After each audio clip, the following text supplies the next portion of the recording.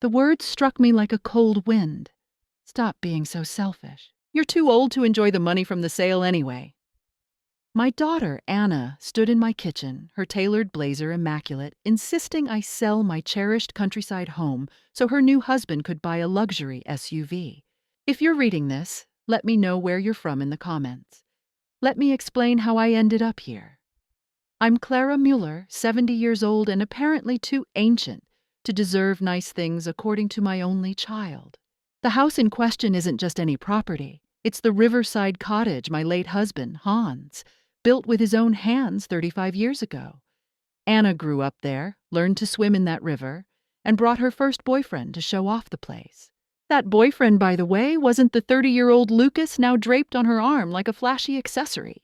Mother, you barely visit the place anymore, Anna pressed, her tone dripping with that condescending edge she'd honed since marrying Lucas 6 months ago. It's just sitting there, wasting away, while Lucas and I could really use the money. I glanced at Lucas, lounging on my kitchen stool like a smug hawk.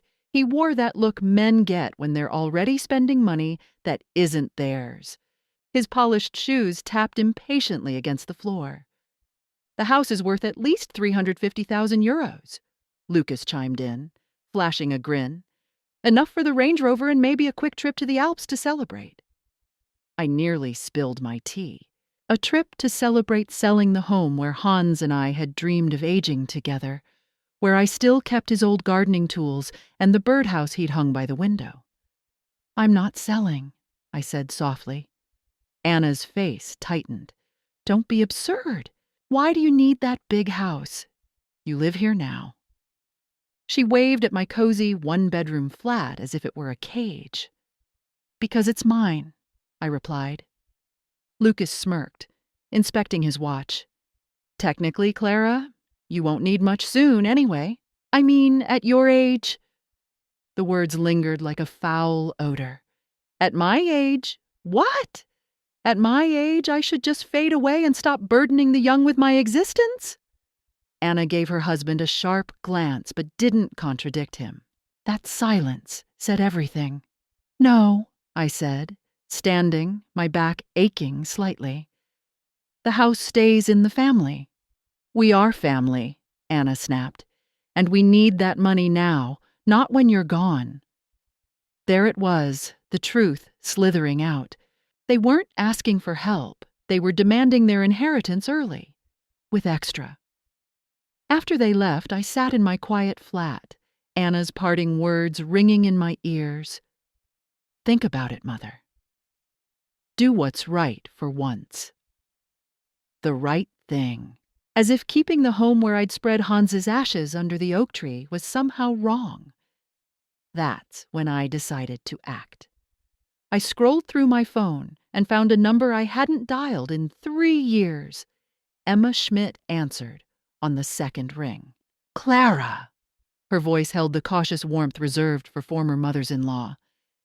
Is everything okay? I'd always liked Emma. She was sharp, accomplished, and treated me with true kindness during her 12-year marriage to Anna. She also knew exactly what kind of person my daughter had become. I'm fine, dear.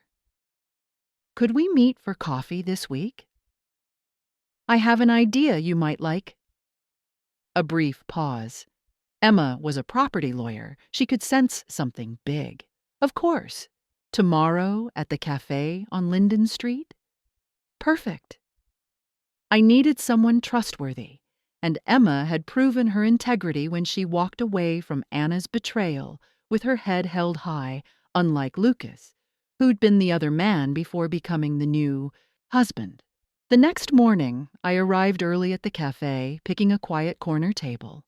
Emma walked in, poised and professional, her blonde hair neatly pinned, her suit crisp. She'd always carried herself with purpose. You look well, she said, sitting with her cappuccino. I heard about Anna's latest venture. By venture, she meant Anna's 4th attempt at a business, this time some eco-fashion startup that collapsed faster than a poorly stitched seam. That's why I'm here, I said, leaning in. How would you feel about owning a riverside cottage? Emma's brows lifted slightly. I'm listening. I laid it all out, Anna's demands, Lucas's calculations, the callous suggestion that I wouldn't live long enough to enjoy my own home. Emma's face grew sterner with every word. She wants you to sell the house where you scattered Hans's ashes, she said when I finished, not a question, so her husband can have an SUV. Emma stared into her coffee, then looked up with a steely glint in her eyes. What are you proposing, Clara? I'm proposing to sell you the house. Discreetly, for its exact value, and Anna doesn't know? I smiled faintly, the first time in days. Anna doesn't know many things, like how I've recorded every money talk since she married Lucas, or how I've been quietly moving assets to shield them from her debts. Emma leaned back, her mind clearly racing. This isn't about the money for you, is it? Not at all. It's about showing Anna that some things aren't for sale, and treating your mother like a bank has consequences. When would you want to do this? Soon, before she pushes harder. I handed her a folder I'd prepared. The house was appraised recently. Fair value is 360,000 euros. Emma scanned the documents with practiced ease. These look solid. You've planned this carefully. Being a widow for 15 years gives you clarity on what matters, I said. She met my gaze. Clara, are you doing this to hurt Anna or to protect yourself? A fair question. Emma knew Anna's charm and manipulation, and she knew I'd enabled her for years, covering one financial mess after another. Both, I admitted, but mostly I want the house in hands that will cherish it. Emma was silent for a moment, then nodded. I'll buy it, but on one condition. What's that? You can use it whenever you want. It's still your home, Clara. I'm just safeguarding it. That's when I knew I'd picked the right person. Planning the sale felt like plotting a covert mission. Emma and I met 3 more times that week, fine-tuning every detail like seasoned strategists. We'll keep this airtight, Emma said at our second meeting. I'll use my maiden name, Emma Klein, on the paperwork. Anna knows I kept my professional name, but not that I reverted legally after the divorce. Clever, I said. Anna was careless with details when it suited her, but she wasn't foolish. If she saw Emma Schmidt on any papers, she'd figure it out. How long will it take? I asked. With a cash deal, no inspections, and both of us motivated? 10 days, maybe less. Emma gave a tight smile. I've been eyeing a property like this. Funny how the perfect one just appeared. We set the inspection for the following Tuesday. I'd drive to the cottage as usual for my weekly upkeep visit, and Emma would pose as a prospective buyer for a formal showing. What if Anna shows up? Emma asked. She won't. She hasn't been there in over a year. Says it's too far from the city. My voice carried a bitter edge. Too far from her trendy cafes and fast internet. That weekend, I stood in Anna's old bedroom at the cottage, staring at the faded pencil marks on the doorframe where she'd tracked her height each summer. She'd loved this place once. We'd had our deepest talks by the river at dusk, dreaming about her future. When had she turned into this stranger who measured everything by its price tag? My phone pinged with a text from Lucas. Hey, Clara. Any update on the house? Anna says you're thinking it over, but we're pumped to start car shopping. Clara, as if we were pals. I was just a hurdle to sweet talk. I replied, still considering. These decisions take time. His response was instant. Totally get it. Market's hot, though. Strike while the iron's hot. He botched the phrase, naturally. Tuesday dawned damp and overcast, fitting for what felt like a quiet betrayal. I drove to the cottage with my usual cleaning supplies, playing the role of the diligent homeowner tending a property she might sell. Emma arrived precisely on time, every bit the affluent lawyer who could afford a 360,000 euro cottage. She even brought a notepad and measuring tape for effect. It's stunning, she said, as I guided her through the rooms Hans had crafted with care. These, Patrick says, these wooden beams are exquisite. My husband crafted those beams himself, He was a carpenter before launching his construction company. We moved through the cottage, Emma asking sharp questions about the plumbing, the roof, the riverbank's upkeep. To anyone watching, it looked exactly as we intended. A widow reluctantly showing her treasured home to a serious buyer. "The garden is breathtaking," Emma said as we strolled outside. "Those roses must be ancient." "Hans planted them for our 15th anniversary," I replied, brushing a soft pink petal. "That's where I scattered his ashes 4 years ago." Emma's face softened. "Clara, are you absolutely certain about this? Once it's done, there's no undoing it." I recalled Anna's words. "Stop being selfish. You're too old to enjoy the money anyway." "I'm certain. This house deserves someone who values it." "Then let's make it happen," Emma said. "I'll have the papers ready by Thursday." As she drove off, I sat on the riverbank, watching the water ripple against the posts Hans had set into the ground 35 years ago. In days, this would belong to someone else, but someone who'd honor what Hans and I had created, unlike Anna's plan. My phone rang. Anna's name lit up the screen. "Hi, darling," I answered, my voice steady. "Mother, any update on the house?" Anna asked. "Lucas found this incredible Range Rover online, but the dealer wants to move quickly." "I'm still weighing my options." "What options?" she snapped. "It's a yes or no question." But it wasn't that simple, and by the time she realized that, it would be too late. The closing happened Thursday morning in Emma's law office. I told Anna I was off to my knitting group, a lie that slipped out effortlessly. After 45 years of marriage and 15 years of widowhood, I'd learned to guard my plans. "Nervous?" Emma asked as we sat in her sleek conference room, waiting for the notary. "Terrified," I admitted, "but more alive than I've felt in years." The paperwork was simple when both sides wanted the same outcome. Emma had a cashier's check for the full 360,000 euros, plus extra to cover all fees. Everything was clean, legal, and private. "The deed will be recorded with the county tomorrow," the notary said, as I signed my name again and again. "The property will officially transfer to Emma Klein at noon today." Emma Klein. Seeing her maiden name on the documents felt like a quiet triumph. Anna had no clue her ex-wife had reclaimed her birth name after their divorce.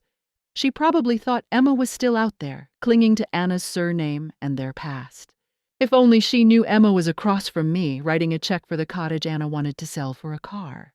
"Clara," the notary said, "you'll need to remove any personal items you want to keep by month's end." "Actually," Emma cut in smoothly, "Clara and I have an agreement. She can retrieve her things whenever she likes." Another kindness Anna would never have considered. After the closing, Emma and I lingered in her office, sipping coffee in a moment that felt like camaraderie. "What now?" she asked. "Now I go home and wait for Anna to find out." "How long do you think that'll take?" I thought for a moment. Anna was self-involved, but not clueless. She'd get restless and either call or show up at the cottage to push me. "A week? Maybe 10 days? She'll try calling first, then show up when I don't give her what she wants." "And what'll you tell her?" "The truth. That I sold the house." Emma raised an eyebrow. "Just like that?" "Just like that. I won't say who bought it right away. Let her stew a bit. She could use the uncertainty." We shook hands, then Emma surprised me with a hug. "Thank you," she whispered, "for trusting me with this. Thank you for wanting it for the right reasons." Driving home, I felt lighter than I had in years. The check in my bag was more than money. It was proof I could still call the shots in my life. Anna had treated me like a resource to exploit for so long that I'd almost forgotten I had choices. That evening, I flipped through old photo albums from the cottage. Pictures of Anna as a girl, beaming with a fish she'd caught by the river, Hans teaching her to sand wood in the shed we'd turned into a workshop. Family picnics with Anna's high school friends, all treating the cottage like their summer haven. When had Anna's love for the place turned to greed? When had she stopped seeing it as home and started seeing it as a paycheck? My phone buzzed with a text from Lucas. "Hey, Clara, found the perfect SUV, 2024 Range Rover in this sleek silver that matches my watch.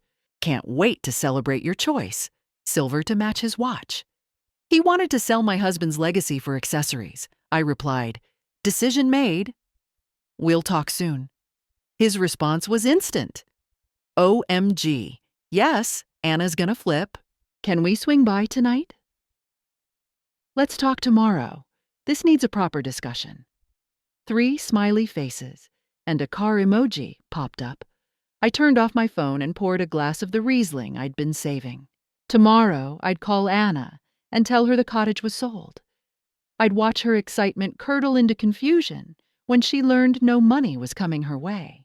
And when she got desperate enough to demand answers, I'd tell her who now owned the place where she'd learned to skip stones.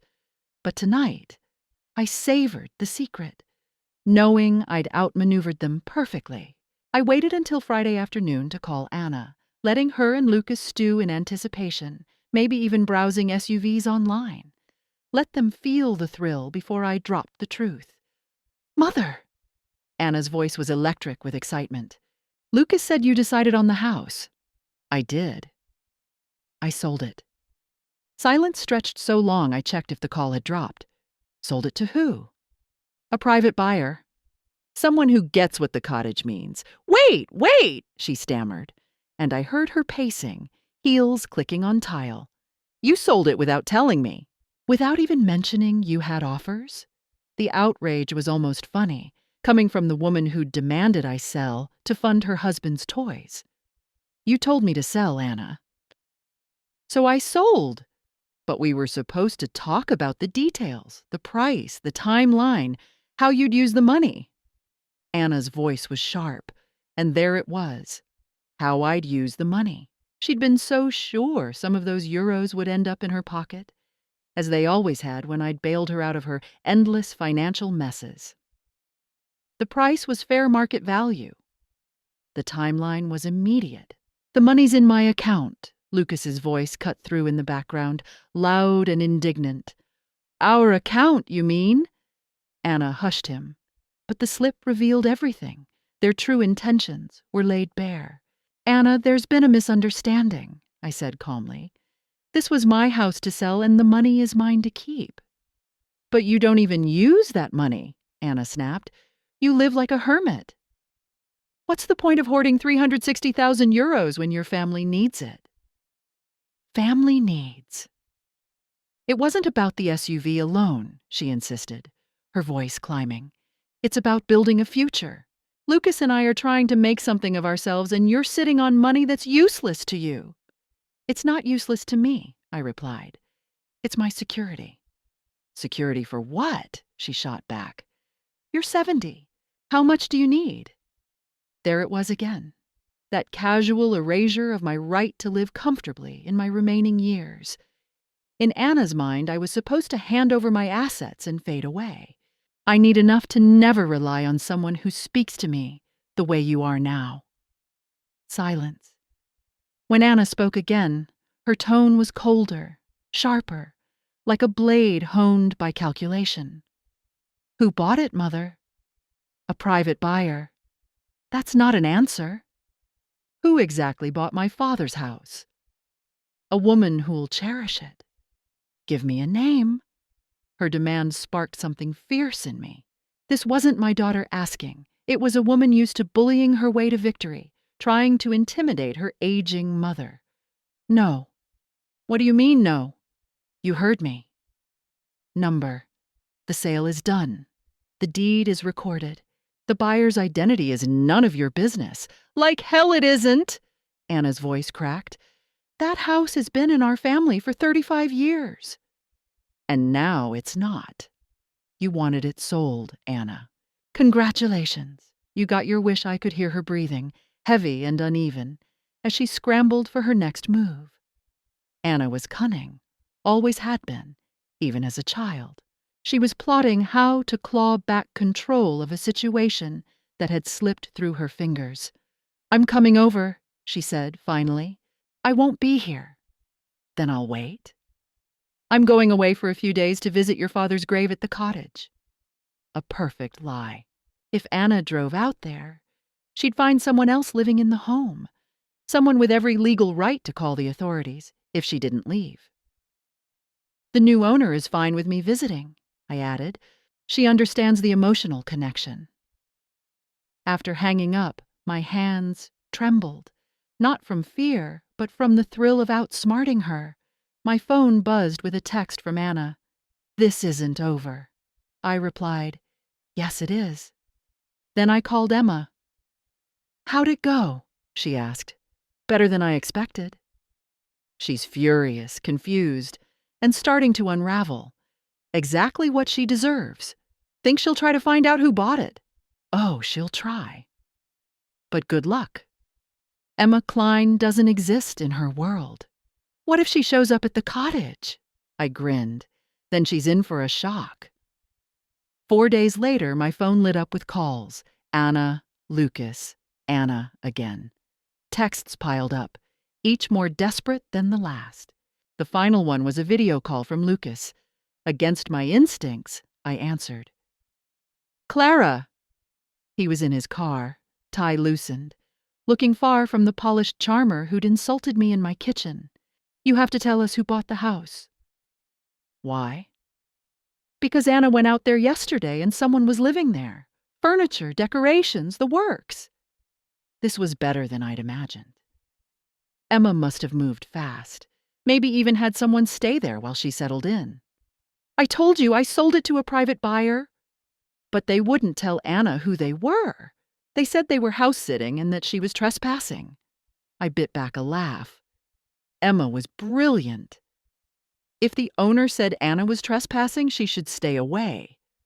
"But it's her father's house," Lucas was nearly shouting. "She has rights." "No, she doesn't. Not anymore." "This is so unfair," he sputtered. "You can't just sell someone's childhood home without telling them." "I can sell my property to whomever I choose, whenever I choose, for whatever reason I choose." That's what ownership means. Lucas's jaw tightened. "But what about our SUV? Anna's business is struggling. My investments aren't liquid yet. And we were counting on that money." There it was. The real tragedy in his mind wasn't losing Hans's legacy, but missing out on their shiny new toy. "You'll have to figure out another way to pay for your Range Rover," I said.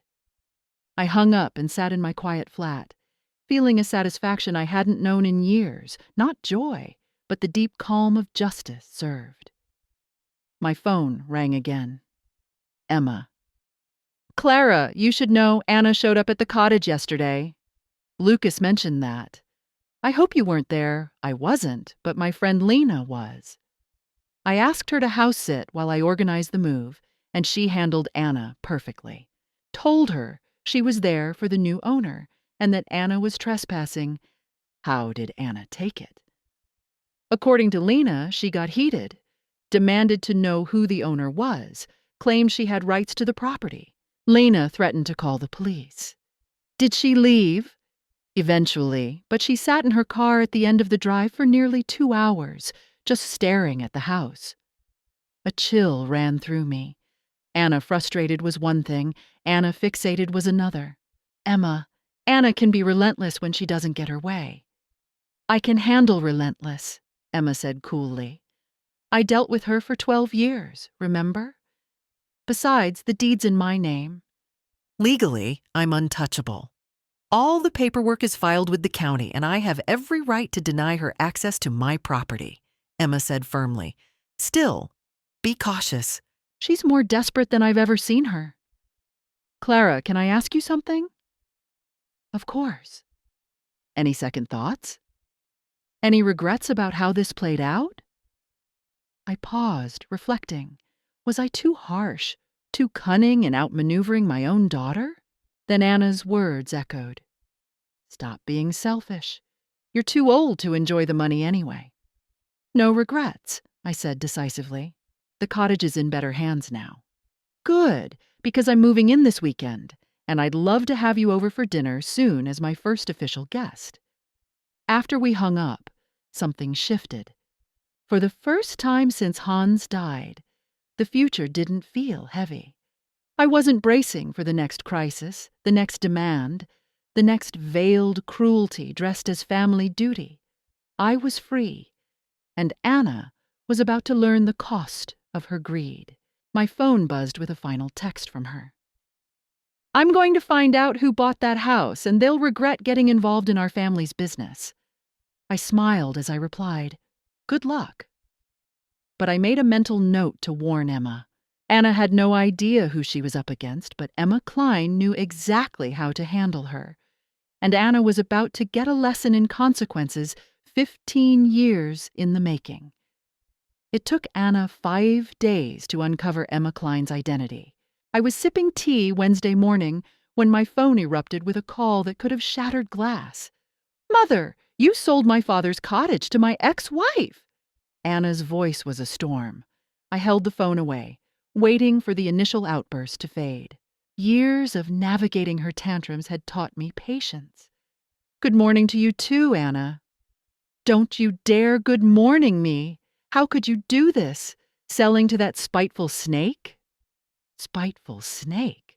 That was bold from someone who demanded I sell my home for her husband's SUV. Emma made a fair offer at market value, I said. The deal was entirely legitimate. She only bought it to get back at me. This is some twisted revenge scheme you two hatched. It had been my idea alone, but I let Anna stew in her paranoia. Let her think her ex-wife was as calculating as she was. Emma Klein is a successful attorney who wanted a riverside cottage. I had one to sell. Simple business. Her name's not Klein. It's Schmidt. She's still my wife. I nearly chuckled. Anna, you divorced Emma 4 years ago. She legally changed her name back to Klein 2 years ago. She hasn't been your wife for a long time. The silence was heavy, as if Anna's world was cracking. She'd always assumed Emma was languishing, tethered to her old surname and their past. Learning Emma had moved on so thoroughly, legally and emotionally, must have stung her pride. She can't live there, Anna said finally, her voice low and venomous. I won't let her. You don't get a say. It's her property now. We'll see about that. I'm calling my lawyer. Good luck, I said. Emma's a lawyer, specializing in property law. She knows exactly what rights you do and don't have. After she hung up, I called Emma immediately. She knows, I said, without preamble. I figured she would eventually, Emma replied. Lena said she saw Anna parked at the end of the drive again yesterday, just watching the house. She threatened to call her lawyer and said she won't let you live there. Let her try, Emma said coolly. I have the deed, title insurance, and 4 years of experience with Anna's empty threats. Her lawyer will tell her she has no standing. What about the harassment? The stalking. If she keeps showing up, I'll file for a restraining order. Anna folds when real consequences loom. I hoped Emma was right, but Anna's tone had unsettled me. This wasn't just anger. It was wounded pride, and humiliated people could be reckless. That afternoon, Lucas called. Clara, you have to fix this, he said, voice tight with panic. Anna's talking about hiring a private investigator to dig up dirt on Emma, to prove the sale was illegal. The sale was perfectly legal. But she's spending money we don't have. She already paid a lawyer 1,500 euros for a consultation. So that was the real issue. Anna's obsession was draining their funds meant for their luxury dreams. Maybe you should talk to your wife about accepting reality. She won't listen. She keeps saying her father's cottage belongs in the family and Emma stole it. Emma didn't steal anything. She bought it. But you knew she was Anna's ex-wife. You did this on purpose, I smiled. I did exactly what Anna asked. I sold the cottage to someone who'd value it. If that upsets her, maybe she should reflect on her own actions. Lucas hung up without a goodbye. That evening, I drove to the cottage for the first time since the sale, curious to see how Emma was settling in and, admittedly, wondering if Anna would spot my car in the drive. Emma answered the door in overalls, speckled with paint, looking more vibrant than I'd seen her in years. "Clara, perfect timing. I'm just finishing the dining room." She'd painted the walls a soft sage green, making the space feel warm and open. Hans's wooden beams now framed Emma's legal texts, mixed with poetry books and framed photos. It felt like a home, alive again, not a shrine to the past. "It's gorgeous," I said sincerely. "It feels alive." "Come see the kitchen," she said. I finally got the espresso machine working. As we sat at the table, sipping coffee and watching the river reflect the sunset, a rare peace settled over me. The cottage was happy again. "Any word from Anna today?" Emma asked. "She called this morning, not taking it well. Said she's getting a lawyer." "I saw her drive by twice yesterday," Emma said. Slow enough to stare, but not slow enough to be harassment. "Are you worried?" Emma paused. "About Anna?" "Not really.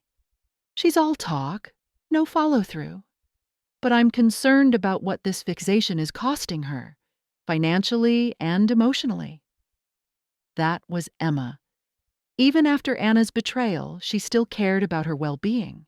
It reminded me why I'd always admired her. "Anna's a grown woman making her own choices," I said. "You're not responsible for her reactions."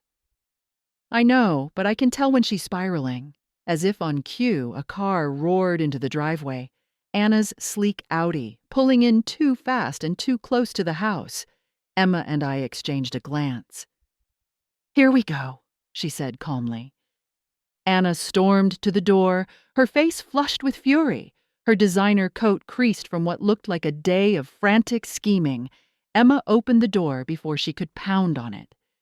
"Hello, Anna." "Don't you hello me!"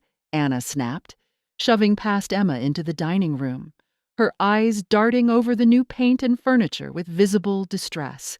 When she saw me at the table, her glare turned to pure rage. "I should have known. You two planned this from the start." I stayed seated, voice even. "It was my idea, actually." "Emma's been scheming since our divorce," Anna spat. She couldn't stand that I moved on and found happiness. Emma leaned against the doorframe, arms crossed. "Anna, you've been served with trespassing papers." "You need to leave trespassing?" Anna laughed, sharp and bitter. "This is my father's house." "It's my house," Emma said firmly. "I own it, legally and fully. You have no rights here." "Rights?" Anna's voice rose. "I have a right to know how you tricked my mother into betraying her own family."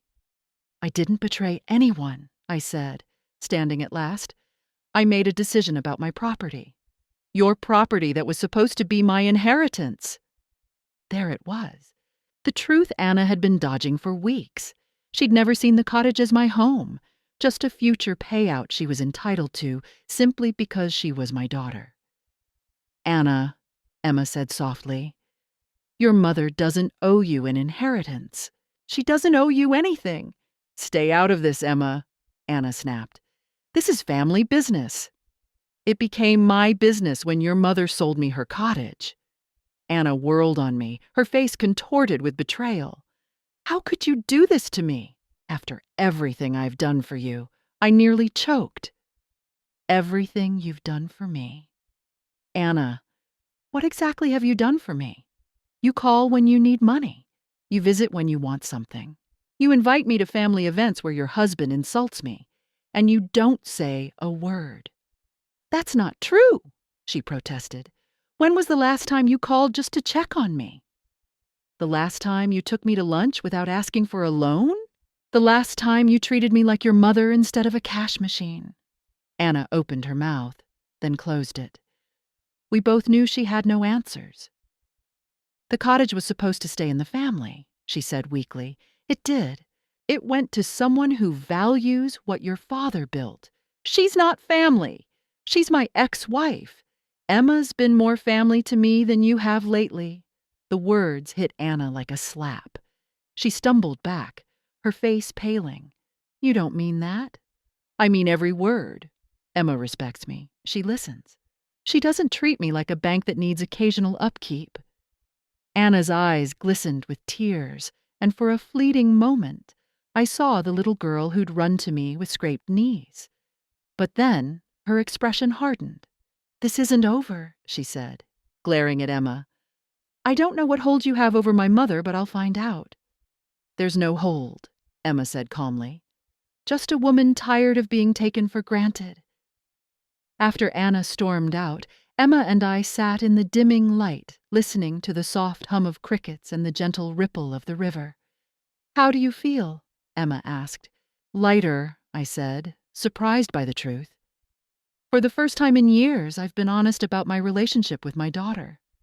"Think she'll back off?" I watched Anna's taillights vanish down the river road. "No, this is just the start." I was right. Anna's crusade to reclaim the cottage consumed her. Over the next 2 weeks, she called daily, sent frantic texts, and showed up at my flat twice. "Mother, please," she pleaded, in what I decided would be our last talk on the subject. "Emma doesn't need that cottage. She's got plenty of money. So do you, supposedly." "How's that different?" "It's my childhood, my memories with Dad." "It's who I am. Then you should have thought of that before demanding I sell it for Lucas's SUV." "That was different. I didn't think you'd actually sell it." Her honesty stunned me. Anna had pushed me to sell, expecting me to cling to the cottage's sentimental value, preserving her inheritance while she played the dutiful daughter. "Anna, one last time. The cottage is sold. Emma owns it legally. Accept it and move on." "I can't," she said, voice breaking. "Every night, I drive by and see her in Dad's house using his workshop, sleeping in his bedroom. It's wrong, Mother. Fundamentally wrong." A shiver ran through me. "You drive by every night?" I need to make sure she's not ruining it." "Anna, that's stalking. Emma could have you arrested. She won't call the police." "She knows this is messed up. I wasn't so sure." Emma's patience was vast, but not infinite. That afternoon, I called Emma to warn her about Anna's nightly visits. "I know," she said evenly. "I've been logging everything, times, dates, how long she stays. My security camera catches her car between 8 and 9 p.m. Aren't you scared?" "More irritated than scared." Anna's always been theatrical, but she's not dangerous. Still, I'm keeping records in case. What kind? Photos of her car, video clips, a detailed log. If this escalates, I'll be ready. 4 days later, it escalated. Emma called during lunch, her voice taut with restrained anger. "Clara, Anna went too far last night." My stomach sank. "What happened?" "She didn't just drive by. She got out, walked the property, and peered into the windows. When I flicked on the porch light, she tried the front door." "My God. Did you call the police?" "This morning. They're treating it as criminal trespassing since I have clear video of her trying the handle." "What did they say?" "They'll talk to Anna. If she comes back, they'll arrest her." I felt nauseous. My daughter, who once built fairy houses in that garden, was now skulking around like a thief. "Emma, I'm so sorry." I didn't think she'd go this far. "It's not your fault." Anna owns her choices. What can I do? "Nothing for now, but I'm considering a restraining order if the police warning doesn't work." After we hung up, I sat in my flat, grappling with the chain reaction I'd started. I'd wanted to teach Anna a lesson, not drive her to madness. My phone buzzed with a text from Lucas. "Anna got arrested. This is your fault. Fix it." Arrested. Not just questioned. I called the police station and learned Anna had violated a restraining order Emma filed that morning. The police warning hadn't stopped her nightly visits. When I called Emma, she sounded weary. She showed up again last night, 3 hours after the police spoke to her, looking through my bedroom window. Is she in jail? She's being processed. Lucas bailed her out this afternoon. Emma, if this is too much hassle, I'll buy the cottage back. Clara, with all respect, that would be the worst outcome. If Anna gets the cottage back through harassment, she'll learn her tactics work. She'll never stop. She was right, but it didn't ease the pain of watching my daughter unravel. Besides, Emma added, I love this cottage. I won't let Anna's obsession chase me out of my home. That evening, Anna called from her car, her voice raw. Mother, you have to help me. Emma got me arrested. I could lose my business license. You got yourself arrested, Anna. Emma just protected her property. I wasn't doing anything wrong. I just wanted to see the cottage. At midnight, through her bedroom window? That's not innocent, Anna. It's Dad's bedroom. Dad's gone, Anna. It's Emma's bedroom now. The truth broke her. She sobbed, deep and wrenching, and my heart ached, despite everything. I don't know how to let go, she whispered. The intervention came from an unexpected source. Lucas.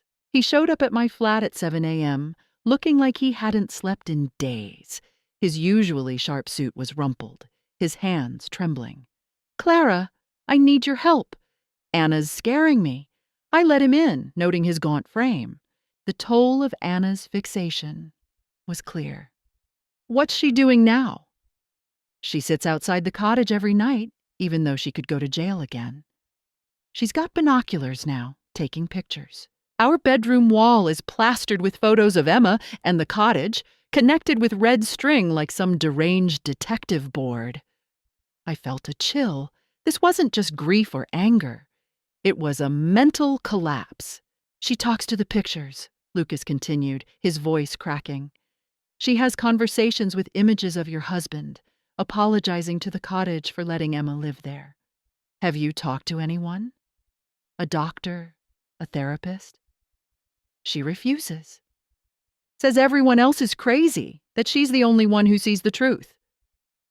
His eyes were desperate. Clara, I think she's having a nervous breakdown. I brewed coffee as Lucas detailed Anna's unraveling. She'd stopped working, maxed out their credit cards hiring a private investigator to prove the sale was fraudulent, and contacted every lawyer in town, searching for someone to take her case. The worst part, Lucas said, is she's convinced Emma brainwashed you. She thinks you're not mentally capable of making decisions anymore.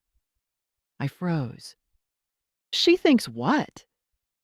She's talking about having you declared incompetent to reverse the sale. My coffee mug slipped, shattering on the floor. Anna was planning to strip my autonomy to claw back the cottage I'd legally sold. Lucas, Anna needs professional help now. I tried. I booked a psychiatrist, but she refused, saying I'm part of the conspiracy against her. What conspiracy? In her head, you, me, Emma, the police, her lawyer, we're all plotting to steal her father's cottage. I felt like I was sinking. My attempt to teach Anna a lesson had triggered a full-blown delusion. She wasn't just angry, she was unhinged. Clara, I'm leaving her, Lucas said quietly. I can't handle this, but I'm scared of what she'll do when she realizes I'm gone. Where will you go? My brother's in Munich. I wanted to warn you first. When Anna knows I've left, she'll blame you and Emma for ruining her marriage too. After Lucas left, I sat amid the broken mug shards, wondering how my act of justice had spiraled into this chaos. I called Emma to warn her about Anna's mental state and her plan to declare me incompetent. Clara, she said softly, I'm so sorry. I didn't realize she was this far gone. Neither did I. Emma, maybe I should buy the cottage back. This is out of control. No way. Giving in now would prove her harassment works. She'd never stop, but she's talking about declaring me mentally unfit. Let her try. I'll represent you if it comes to that. Any doctor will see you're fully competent. What about her safety? Yours. I've upgraded my security and filed a report with the police about her behavior. If she comes near the cottage again, she's done. And Lucas leaving? Good for him. That takes guts. That evening, my phone buzzed relentlessly. Anna's calls, each voicemail more incoherent, ranting about her rights, her father's cottage, and a conspiracy against her. I turned it off and sat in the dark, wondering if justice was supposed to feel this heavy. At 1 a.m., Emma called my landline. "Clara, sorry to wake you. Anna tried to break into the cottage. The police have her in custody. She was carrying a crowbar and a can of petrol. My blood ran cold." Petrol. They think she planned to burn the place down. Anna hadn't just lost her mind. She'd become dangerous. Somehow, I had to save her from herself. At 7 a.m., the call came. Anna was in the county psychiatric hospital on a 72-hour hold after her arrest for attempted arson. The police report said she told officers burning the cottage was the only way to free her father's spirit from Emma's influence. I drove to the hospital in a daze, struggling to reconcile the woman in the ward with the girl who'd woven daisy crowns by the river. Anna looked gaunt, unshaven, her hospital gown loose on her frame. Through the visitor room's glass, her face crumpled when she saw me. "Mother, they don't get it." I was trying to save the cottage, not destroy it. I picked up the phone, linking us. "Anna, you had a crowbar and petrol." I was only going to burn the parts Emma changed. The paint, the new furniture. I wanted it back the way Dad left it. Her sincerity was terrifying. She genuinely believed this was rational. "Sweetheart, Dad didn't build the cottage to be a shrine. He wanted it to be a home for people to live in and love. But Emma doesn't belong there. She's erasing Dad." "She's living there, Anna. Caring for it. That's what Dad would have wanted." For a moment, clarity flickered in her eyes. "I think I'm sick, Mother." "Really sick." "I know. But you can get better. Do you hate me for what I've done?" Her question shattered me. "I don't hate you, Anna. I'm disappointed in your choices, but I'll always love you." "Even after I tried to declare you incompetent?" "Even then." "I'm going to lose everything, aren't I? My business, my marriage, maybe my freedom." I wanted to soften the truth, but she needed honesty. "Probably. But you can rebuild. It'll be hard, but you can start again." Over the next 3 weeks, Anna was diagnosed with a stress-induced psychotic episode, rooted in unprocessed grief over her father's death. The psychiatrist said my sale of the cottage forced her to face Hans's loss in a way she'd avoided for years. Lucas filed for divorce while Anna was still hospitalized and pressed charges for financial fraud after she forged his signature on loans to fund her obsession.